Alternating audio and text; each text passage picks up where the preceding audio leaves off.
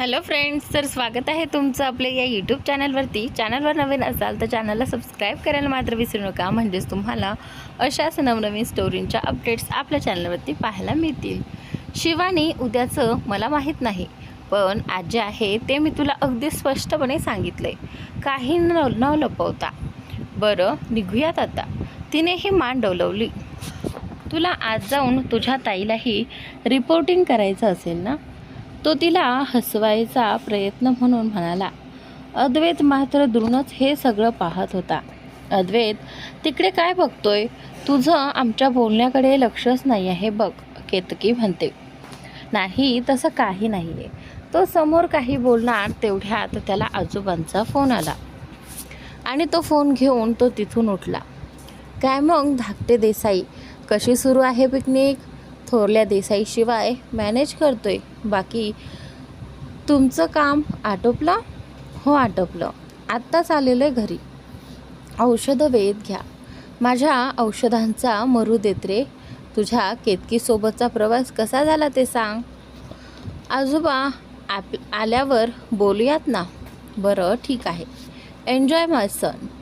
आजोबांशी बोलून झाल्यावर तो त्या तिघांसोबत येऊन बसला, पण मनात मात्र मगाशी बघितलेलं घोळत होतं. शिवानीने आत रूममध्ये येऊन मितालीच्या कुशीत डोके ठेवून रडायला सुरुवात केली. घडलेलं सगळं तिने मितालीला सांगितलं. मितालीलाही काही वेगळं एक्सपेक्टेड नव्हतं. फक्त शिवानीने आपल्या मनातलं सांगावं हेच हवं होतं तिला, कारण त्यानंतरच तिला बोलता येणार होतं अन्वयशी. शिवानी, अगं रडू नको. अन्वय फक्त तुझेच होतील हा शब्द आहे माझा. पण ताई, ते नाही म्हणालेत मला. माझ्याविषयी कुठल्याच भावना नाही त्यांच्या मनात. अगं, असं कसं म्हणतेस तू? त्यांचे शब्द विसरलीस काय? काय म्हणाले तुला की तुझी अगदी स्पेशल जागा आहे त्यांच्या लाईफमध्ये? अगं वेडे, त्यांनी फक्त होकार दिला नाही तुला, पण स्पष्ट नकार तरी कुठे दिला आहे. सो डोंट वरी. मिताली तिचे डोळे पुसतच म्हणाली. तू काही काळजी करू नकोस. तुझा विश्वास आहे ना माझ्यावर? बरं जा, चेहरा धुवून घे. केवढं रडो रडो नाक लाल झालंय ते बघ. तेवढ्यातच अन्वयचा फोन आला मितालीला. हे बघ, तुझी काळजी आहे त्यांना. तू त्रास नको करून घ्यायला हेच सांगायला फोन केला असेल. हां बोला. तुला काय झालं? असं का विचारते आहेस? मी हे सांगायला फोन केलेला आहे की Shivani, please take care of her. Hurt झालेली ती हर्ट झालेली ते तुमच्यामुळे, आणि जोवर तुम्ही जबाबदारी घेत नाही तोवर घेईल मी तिची काळजी. Don't worry. थँक्स. तुला मगाशी सांगायचं राहिलं, संध्याकाळी इथे एक हिंदी गाण्यांचा कार्यक्रम आहे आणि त्याआधी म्युझिकल फाउंटन शो आहे. सो जरा वेळ आराम करा तुम्ही आणि मग संध्याकाळी भेटूयात आपण. इकडे अद्वैत रूममध्ये विचार करत होता. डोळ्यातलं पाणी पुसत असणारी शिवानी आणि तिला हातावर हात ठेवून समजवणारा अन्वय. नेमकं काय कारण असेल? विचार करायचा नाही ठरवूनही डोक्यात तेच विचार येत होते. तो मितालीला आणि अन्वयला भेटला तेव्हापासून त्याला खटकणारी गोष्ट म्हणजे तिच्या गळ्यात नसणारं मंगळसूत्र आणि अनिकाचं अन्वयला नावाने हाक मारणं. जर ती मितालीला मम्मा म्हणते तर अन्वयला डॅड का नाही? खरं तर कधीकधी काही नात्यांना नाव नसतात, पण तरीही ती नाती असतात, निरंतर एखाद्या भक्कम आधारासारखी आणि सावलीसारखी उभी तुमच्या पाठी. पण आपण माणसं त्यांना त्यासाठी लेबल शोधत असतो आणि मग मनासारखं लेबल नाही मिळालं की नाव ठेवून मोकळे होतो. अद्वैतला मितालीच्या आणि अन्वयच्या बाप-लेकीच्या नात्याबद्दल तीळ मात्र शंका नव्हती, कारण अन्वयची तिच्याबद्दलची अटॅचमेंट आणि तिची अन्वयबद्दल त्याने डोळ्याने पाहिलेले. पण तरी काही गोष्टी पिंगा घालत राहायच्या मनात. जेवण झाल्यावर अथर्व आणि नितेश त्यांच्या रूममध्ये आलेत. अथर्व अजूनही विचारातच ठरलेला होता. काय रे, कसला एवढा विचार करतोयस? काही नाही. काय मग, भेटलास की नाही तुझ्या मैत्रिणीला? तो विचारतो. अजून नाही. मग संधी मिळाली तर बोल तिच्याशी आणि सांग तिला की अद्वैत स्वतःच्या लाईफमध्ये खूप सुखी आहे म्हणून. तेव्हा यापुढे त्याच्या नजरेसमोर कमीत कमी येईल तर बरं होईल. नितेश मुद्दामनच म्हणाला. अथर्व मात्र त्याच्या त्या बोलण्यावर कुठलंही उत्तर द्यायचं टाळतो. संध्याकाळी सगळेजण म्युझिकल फाउंटन बघायला आलेत. शिवानी नाही म्हणत होती, पण मितालीने तिला आग्रह केला. सकाळपेक्षा जरा शांतच होती ती, त्यामुळे अनिकालाही आश्चर्य वाटले.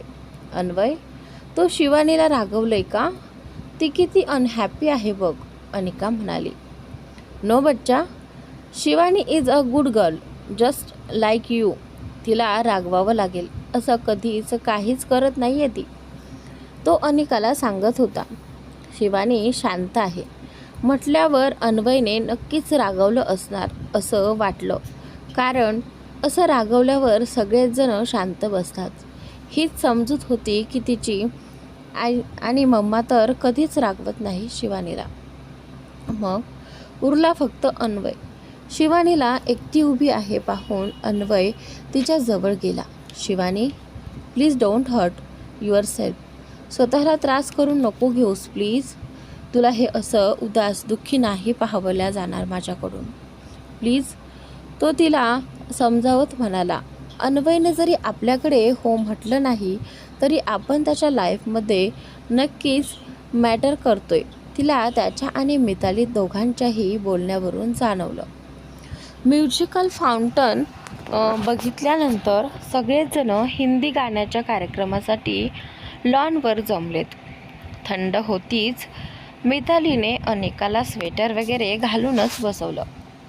शिवाय सकाळच्या थंड पाण्यामुळे प्रसाद दिलेली सर्दी अजूनही तशीच होती. अद्वैत केतकीसोबत आला. ती त्याच्या बाजूलाच बसली, अगदी त्याच्या हातात हात पकडून.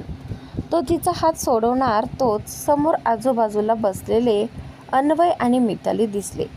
मग मात्र त्याने हात तसाच राहू दिला. जरा वेळातच अथर्व आणि नितेशही आले. मिताली थंडी वाजत होती ते पाहून अन्वयने रूममधून शाल आणून तिच्या अंगावर नीट टाकून दिली. अद्वैतने तेही पाहिलं. सहज घडत असलेल्या गोष्टींचा अर्थ कुठल्या कुठे लावून त्याच्या मनातील आग आणखीनच भडकत होती. एक एक करून गाणी सुरू झाली. मिताली तर अगदी रमून गेली त्या गाण्यांमध्ये. नंतरचं गाणं गायकाने गायला सुरुवात केली.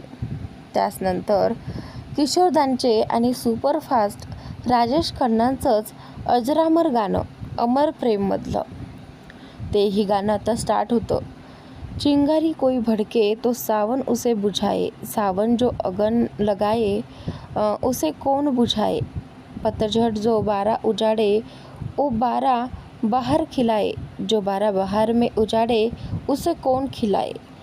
एकमेकांना आरोपीच्या पिंजऱ्यात उभं केलेल्या मिताली आणि अद्वैतसाठी अगदी योग्य गाणं होतं.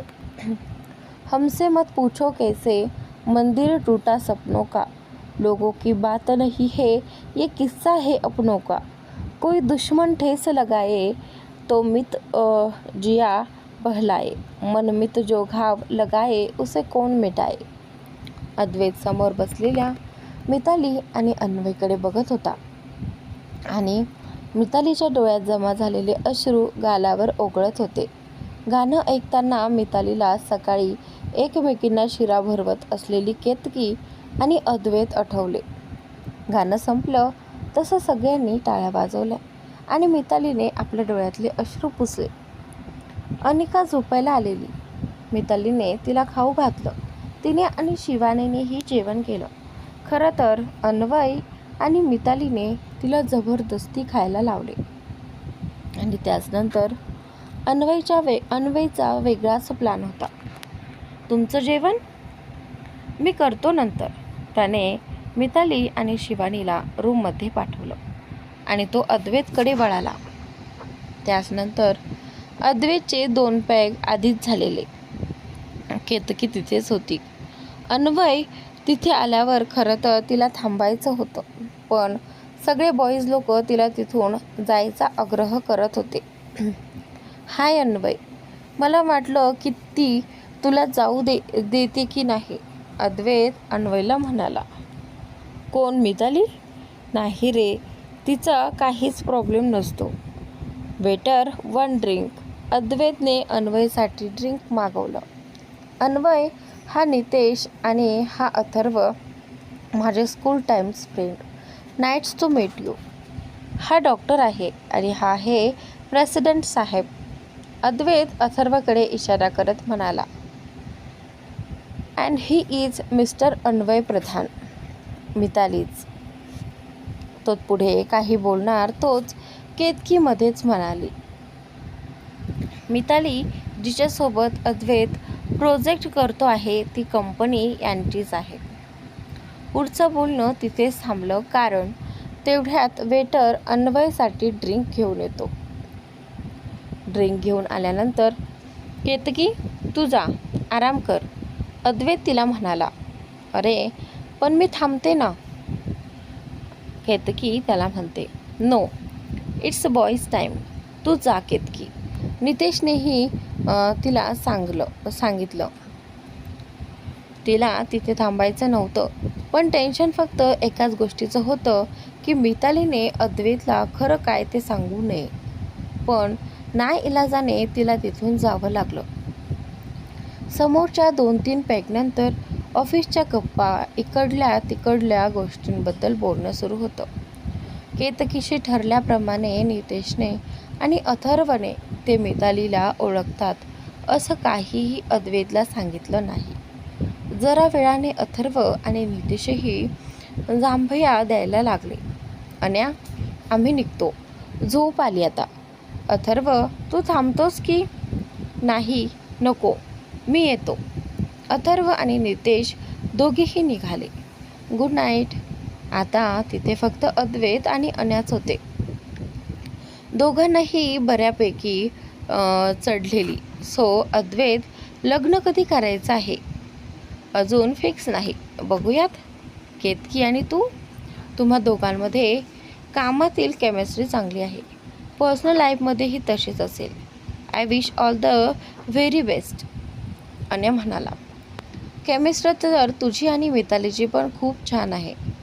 अनडब्टेडली माझ्या मनातलं पटकन ओळखते ती न सांगता. She is such a nice person. सगळं सांभाळून येते. कधीकधी मला आश्चर्य वाटतं की ती एवढं पेशन्स आणते कुठून. ती आहे म्हणून मला कितीतरी गोष्टींची अजिबात काळजी नाही आहे. एवढं सगळं झेलल्यावर कोणी इतकं चांगलं कसं राहू शकतं? तो समोर काही बोलणार तोच तिथल्या वेटरच्या हाताने ड्रिंक अन्याच्या टी-शर्टवर सांडलं. सॉरी, तो वेटर दिलगिरी व्यक्त करत म्हणाला. तर इट्स ओके, ही अनिकाची फेवरेट टी-शर्ट आहे. अनिका तुझी? हो, माझीच मुलगी आहे ती. खूप गोड आहे. अनिकाचा चेहरा आठवत हसतच म्हणाला. अण्णा, माझे वडील नेहमी म्हणायचे, तो माणूस किती कमनशिबी आहे. पुढे काही बोलणार तोच मितालीचा फोन आला. तिलाही नेमकं तेच टेन्शन होतं जे केतकीला होतं. अन्वय, तुम्ही कुठे आहात? अगं, अद्वैत सोबत आहेत. त्याच्या आवाजावरून त्याने ड्रिंक केलेलं तिने पटकन ओळखलं. त्यानंतर उशीर झालेला आहे आणि थंडीही आहे. प्लीज आटपा लवकर, मिताली त्यांना म्हणते. हो, निघतोच आहे. गुड नाईट, तू झोप. त्याने फोन ठेवला.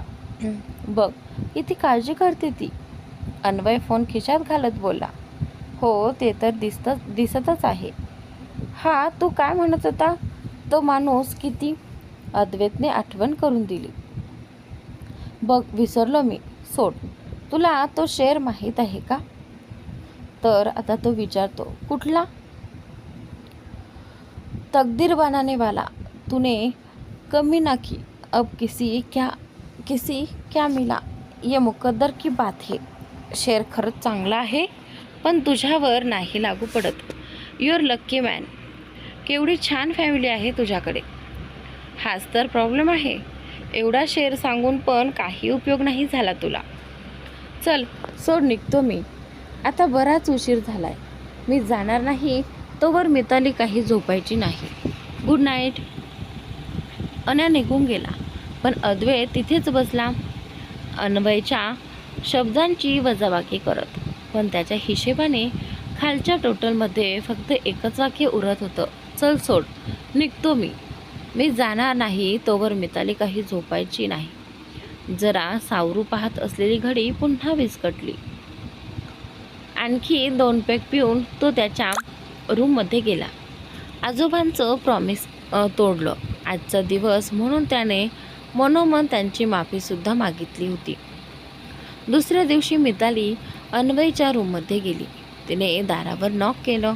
काल जरा जास्तच झाल्यामुळे त्याचं डोकं दुखायला लागलं.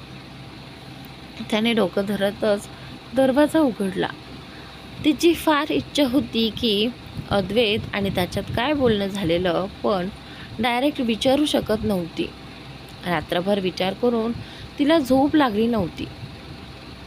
त्यानंतर अन्वयने दार उघडलं. केस विस्कटलेले आणि त्याचा तो अवतार पाहून तिने लगेचच ओळखलं. डोकं दुखतंय ना, तिने विचारलं. हो, काल जरा जास्तच झालेली. ही घ्या गोळी. सॉरी मिताली, ते जरा काल असं बोलणार. मला का सॉरी म्हणताय? जिला म्हणायचं आहे तिचा विचार न करता तुम्हाला माहीत आहे ना शिवानी किती अपसेट आहे ते. ओ कम ऑन मिताली, मी तुला आधीही सांगितलंय. किती वेळा त्या विषयावर बोलणार आहेत आपण. तेच सांगितलंय मी तिला, काही वेगळं नाही आहे. पण मी म्हणते काय कमी आहे तिच्यात? किती जीव लावते ती तुम्हाला, मग हा हट्ट का? आता तो बोलतो, तू हेच बोलायला आली आहेस का इथे सकाळी सकाळी? आता तो अन्वय तिला बोलतो, हो, आणि मला तुमच्या काचं कारण हवं आहे. मिताली, प्रेम जबरदस्तीने होत नाही हेच म्हणतेस ना तू? तू करू शकली आणखी कुणावर प्रेम? अन्वयच्या त्या प्रश्नावर ती थांबली जरा. अन्वय, माझी गोष्ट वेगळी आहे. कशी वेगळी आहे सांगशील मला? परस्थितीत धाडस करायची ना माझ्या ताकद आहे ना इच्छा. माझी वाट ठरलेली आहे. आता या वाटेची दिशा आणि दशा दोन्हीही बदलणार नाही. हे माझं प्रारब्ध आहे आणि ते मी मान्य केलेलं आहे. पण मिताली, तू डोळसपणे बघ तरी, तुला भेटेल कोणीतरी आजूबाजूला, तुझ्यावर प्रेम करणारा, अनिकावर प्रेम करणारा. अन्वय तिला म्हणतो. अन्वय, मला कुणाच्याही प्रेमाची गरज नाही, ना की कुणाच्या आधाराची. आणि अनिका, तिला तुम्ही अण्णांनी जे प्रेम दिले त्याची बरोबरी कोणीच करू शकणार नाही आणि कधीच नाही. त्यामुळे मी आयुष्यात पुन्हा विचार करण्याचा प्रश्न उद्भवतच नाही. हा तुझा शेवटचा निर्णय आहे? हो, तिने ठामपणे म्हटलं. तो आयुष्यभर हात पसरवून जरी वाटेवर उभा राहिला असता तरी ती त्याच्या हातात हात देणार नाही हे स्पष्ट होतं, कारण त्या वाटेकडे न पाहण्याचा निर्णय तिने घेतलेला होता. अन्वय, मी तुमच्या आणि शिवानीबद्दल बोलायला लिहिते. तुम्ही माझे कुठे घेऊन बसला आहात? आपण ज्याच्यावर प्रेम करतो ना त्यापेक्षा जो आपल्यावर प्रेम करतो त्याचा हात पकडावा माणसाने. आयुष्य सुखी आणि सरळ होतं. शिवानी जीव ओवाळून टाकते तुमच्यावर. तुमच्या पैशांची, श्रीमंतीची तिला कणभरसुद्धा आस नाही. तिचं फक्त आणि फक्त तुमच्यावर प्रेम आहे. तेव्हा प्लीज विचार करा. मिताली गंभीर आवाजात म्हणाली आणि जायला वळाली. 1 मिनिट मिताली, तुला हवंय ना की मी शिवानीला हो म्हणावं? हो, मिताली आता इथे म्हणते. पण माझी एक अट आहे. काय? तर त्यावेळी आता तू मला अनिकाच्या वडिलांचं नाव सांगायचं. ज्या दिवशी ते नाव तू मला सांगशील ना त्या दिवशी मी शिवानीसोबत लग्नाला तयार होईल. तो निश्चय नजरेने तिला म्हणाला. त्याच्या बोलण्यावर ती काही क्षण आता थांबली आणि विचार करू लागली. हा शब्द आहे तुमचा? हो, शब्द आहे माझा, अन्वय तिला म्हणतो. ठीक आहे, योग्य वेळ आल्यावर ते नाव मी तुम्हाला नक्कीच सांगेल, पण तुम्ही मात्र तुमचा शब्द पाळा. तेवढं बोलून ती बाहेर पडली. अन्वय मात्र ती गेली त्या दिशेने पाहतच राहिला. ज्याने तिचा हात असा अर्ध्यावर सोडला तो खरंच किती कम नशिबी आहे याची त्याला परत एकदा खात्री पटली. केतकीला नाही रात्रभर तोच विचार सतवत होता, पण सकाळी कॉफीला भेटल्यावर सगळं व्यवस्थित आहे याची खात्री झाली. अनिका शिवानी जवळ होती. मिताली अन्वयशी बोलल्यावर जरा वेळ शांतता म्हणून गार्डनमध्ये येऊन बसली. ती तिच्या विचारात हरवली असतानाच एक ओळखीचा आवाज तिच्या कानावर पडला. तर आता इथे मिताली. तिने वळून पाहिलं तर अथर्व होता. अरे अथर्व, किती वर्षांनी बघते आहे तुला, कसा आहेस, तिने आनंदानं विचारलं. त्यानंतर आता इथे तो बोलतो की मी ठीक आहे, तू कशी आहेस. मी पण बरी आहे, तिने दोन्ही हाताने डोळे पुसतच म्हटलं. नक्की, तो विचारतो. हो हो हो रे, अगदी मजेत आहे. पण तू चांगला जाडा झालेला, लग्न केलंस की नाही, तिने हसून त्याला विचारलं. नाही अजून, अथर्व म्हणतो. कुणी मुलगी बघितली की कॉलेजच्या त्या अर्चनासाठी थांबलेला अजून. जुने दिवस आठवत ती म्हणाली, आपण कुणासाठी थांबलं तरी समोरच्याने आपल्यासाठी थांबवावं असं नसतं ना. तिने लग्न केलं 2 वर्षापूर्वी. अथर्व तिच्या डोळ्यात बघत म्हणाला. जाऊ दे, तशीही तिची हाईट कमी होती. तुला भेटेल एखादी छान तुला मॅच होणारी मुलगी. मिताली त्याला म्हणते. हो भेटेलही, कारण तुझा मित्र आज एका कंपनीच्या प्रेसिडेंटच्या पोस्टवर आहे. खरंच अथर्व, त्याची झालेली प्रगती पाहून तिला मनापासून आनंद झाला. मी खूप खुश आहे तुझ्यासाठी. कधी काळी ज्याच्या मागे ओरडून ओरडून अभ्यासासाठी लागावं लागायचं, त्याने त्या आपल्या मित्राने केलेल्या प्रगतीचा तिला खूप अभिमान वाटला. ताई कशी आहे, कुठे असते. ती ठीक आहे, एक मुलगी आहे तिला, आता बेंगलोरला असते. छान. काका आणि काकू, तेही मजेत आहेत, अथर्व म्हणतो. मिताली, तू इथे आणि हा अन्वय, तू खरंच लग्न केलंस. अथर्वच्या प्रश्नाने मितालीने मान वळवली. मिताली, मला खरं सांग, तू आणि अद्वैत तुमच्या दोघांमध्ये. अथर्व प्लीज, मी सगळे जुने चॅप्टर्स क्लोज केलेलेत आणि आयुष्यात समोर निघून गेलेली. मिताली, तू असं कसं बोलू शकतेस. तुला माहीत आहे तू गेल्यावर अद्वैतची काय हालत झालेली, किती मुश्किलीने बाहेर काढलं त्याला या सगळ्यातून आम्ही. आणि तू खुशाल सांगते आहेस की तू आयुष्यातून समोर गेली आहे म्हणून. अथर्वने नकळतच अद्वैतच्या भूतकाळाची आणि मितालीच्या वर्तमान काळाची तुलना केली आणि त्यात त्याला अद्वैत बिचारा तर मिताली स्वार्थी वाटली. आणि माझा विचार केलास तू, माझी अवस्था तू कल्पनाही करू शकणार नाही अशा अवस्थेस होते मी. आणि मला सावरायला कोण होतं. ते दुःख कसं कमी होतं तर आईही गेली. काय काकू, कशाने. हार्ट अटॅकने. सहन झाले नाही तिला सगळं. मग अशावेळी काय करायला हवं होतं मी. आता मिताली त्याच्याशी बोलते. तेवढ्यात तिला अनिकाचा फोन आला. मम्मा कुठे आहे तू, मी वाट पाहत आहे.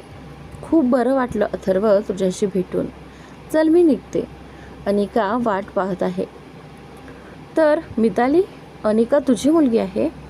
हो माझी मुलगी आहे ती, मिताली त्याला म्हणते. आणि तिचे वडील. एक वेळ अथर्वला खरं सांगावं असंही वाटलं मितालीला, पण त्याने ते नक्कीच जाऊन अद्वैतला सांगितलं असतं. पण अद्वैत, त्याने नक्कीच विश्वास ठेवला नसता. आणि त्यानंतर सतत उराशी बाळगून असलेली भीती म्हणजेच अनिका, तिच्याशिवाय जगणं अशक्य होतं. त्याचनंतर मात्र आता इथे हो, माझा विचार केला मी. जगाने स्वार्थी म्हटलं तरी मला पर्वा नाही त्याची. मी केलं लग्न अन्वयसोबत. शेवटचं वाक्य ती हृदयावर दगड ठेवून बोलली. आणि तेच वाक्य अद्वैतने ऐकलं. कुठेतरी काहीतरी चुकत आहे असा कौल त्याचं मन देत असताना तिच्या त्या एका वाक्याने सगळं संपून टाकलेलं त्याच्यासाठी. मनात भावनेचा कल्लोळ माजलेला असताना तो तसाच केतकीकडे आला आणि त्याने केतकीला मिठी मारली. मी तयार आहे लग्नासाठी केतकी. आता पुढे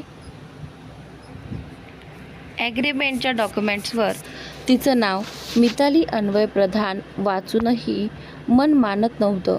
पण आज तिच्या तोंडून ते शब्द ऐकून सगळं काही संपलेलं. किती आश्चर्य होतं ना. एक वेळी ती ओरडून ओरडून खरं सांगायचा म्हणून प्रयत्न करत होती, पण त्यावेळी त्याने तिच्या शब्दांवर विश्वास न ठेवता कागदांवर विश्वास ठेवलेला. आणि मी केलं अन्वयसोबत लग्न. मला फरक पडत नाही जगाने मला स्वार्थी म्हटलं तरी मी माझा विचार केला. तिचं तेवढं बोलणं ऐकून भावनेच्या भरात त्याने खूप मोठा निर्णय घेतलेला. चूक का बरोबर ते येणारी वेळ सांगणार होती. Are you serious? आणि केतकी स्वप्नात असल्यासारखी त्याच्याकडे बघत म्हणाली, हो केतकी, मी तयार आहे लग्नासाठी. I am so happy. I love you म्हणत तिने त्याला घट्ट मिठी मारली. क्या बात है, खुल्लम खुल्ला प्यार करेंगे हम दोनों. नितेश मागून येत त्या दोघांना म्हणाला. नितेश, मला आत्ताच अद्वैतने सांगितलंय की तो लग्न करायला तयार आहे माझ्यासोबत. केतकी आनंदाने म्हणाली. केतकीला खूपच आनंद झाला होता. नितेशने अद्वैतकडे पाहिलं. त्याचा चेहरा नेहमीसारखा निर्विकार होता. त्याच्या या निर्णयाच्या पार्श्वभूमीची नितेशला कल्पनाही नव्हती. किंबहुना हे घडणार कदाचित त्याला ठाऊक होतं. मितालीच्या रागावर का होईना, पण त्याने हा निर्णय घेतला. त्याला मात्र यातच आनंद होता. कंग्रॅच्युलेशन्स बोथ ऑफ यू. नितेशने हात पुढे केला आणि अद्वैतला मिठी मारली. I am so happy for you. Nitesh त्या दोघांना म्हणतो. अथर्व दुरूनच पाहत होता. हा निर्णय त्याच्या मेंदूने घेतलेला, हृदयाने नाही हे स्पष्ट लिहिलं होतं त्याच्या चेहऱ्यावर. पण केतकी, तिला या क्षणी फक्त आणि फक्त अद्वैतचा होकार दिसत होता. बाकी तिला ना काही दिसत होतं, ना काही दिसलं तरी ते पाहायचं नव्हतं. त्याच्या मनात डोळ्यात असलेलं वाचण्याची दृष्टी नव्हती तिच्याकडे, आणि ती जिच्याकडे होती तिला आयुष्यातून कायमचं पुसून टाकलेलं त्याने. कदाचित खूप मोठी किंमत मोजावी लागणार होती त्याला त्याच्या निर्णयाची. आता काकांशी आणि आजोबांशी बोलून लवकरात लवकर तुमची एंगेजमेंट उरकवून टाकूयात, नितेश म्हणाला. हो, मला तर असं झालंय कधी एकदा डॅडला सांगते ते, केतकी उत्साहाने म्हणाली. त्याचनंतर अद्वैतचं मात्र त्या दोघांकडेही त्यांच्या बोलण्यांकडे अजिबात लक्ष नव्हतं. त्याच्या मनात आणि डोक्यात अजूनही मितालीची वाक्य घुमत होती. मी आलोच म्हणतो तिथून निघाला आणि तडक त्याच्या रूममध्ये गेला. सोफ्यावर बसून त्याने डोकं घट्ट पकडलं. त्याला नेमका त्रास कशाचा होत होता, मितालीच्या बोलण्याचा की त्याने घेतलेल्या निर्णयाचा, त्याचंच त्याला कळत नव्हतं. बाल्कनीतून लक्ष बाहेर गेलं तर मितालीच्या कडेवर असलेली अनिका त्याला दिसली. तो जेव्हा जेव्हा अनिकाला मितालीसोबत बघायचा, आपल्या हातून खूप काहीतरी मोठं मागे राहिलेलं आहे असंच वाटायचं त्याला. आणि आताही त्याला त्याच रितेपणाची जाणीव झाली. ही नेमकं कसली बेचैनी आहे आणि कसली हुरहुर. खूप विचार करूनही त्याला एकाचंही उत्तर भेटत नव्हतं. मितालीने शिवानीला बरंच समजावलं आणि तिच्या म्हणण्याप्रमाणे कुठलाही निर्णय न घेता किंवा कन्फ्युजन न काढता वाट पाहण्याचे ठरवले तिने. कारण वेळ हे प्रत्येक गोष्टीचं औषध असतं. हा आणि कुठे गेलाय त्याला शोधतच केतकी अद्वैतच्या रूमजवळ आली आणि तिने दार वाजवलं. अद्वैत, किती मोठा रिसॉर्ट आहे हा. कालपासून आपण जास्त पाहिलेलंच नाहीये. चल ना जरा फिरून येऊयात. केतकी, नको, माझं जरा डोकं दुखतंय. तुला हवं तर तू नितेश आणि अथर्वसोबत फिरून ये. चल ना थोड्या वेळासाठी प्लीज. ती त्याला लाडीगोडी लावत म्हणाली. केतकी, प्लीज फोर्स नको करूस मला. बरं ठीक आहे, मग आपण इथेच बसून बोलूयात. मला कितीतरी गोष्टी बोलायच्या आहे तुझ्याशी. आपली एंगेजमेंट, लग्न, या सगळ्यांची शॉपिंग. अच्छा ऐक ना, आपण घरी सांगूयात का? आत्ताच कशाला? आपण जाणारच आहोत ना घरी. तेही आहेच म्हणा, केतकी म्हणते. आजचा भाग इथे संपतो. पुढील भाग पाहण्यासाठी चॅनलला सबस्क्राईब नक्की करा.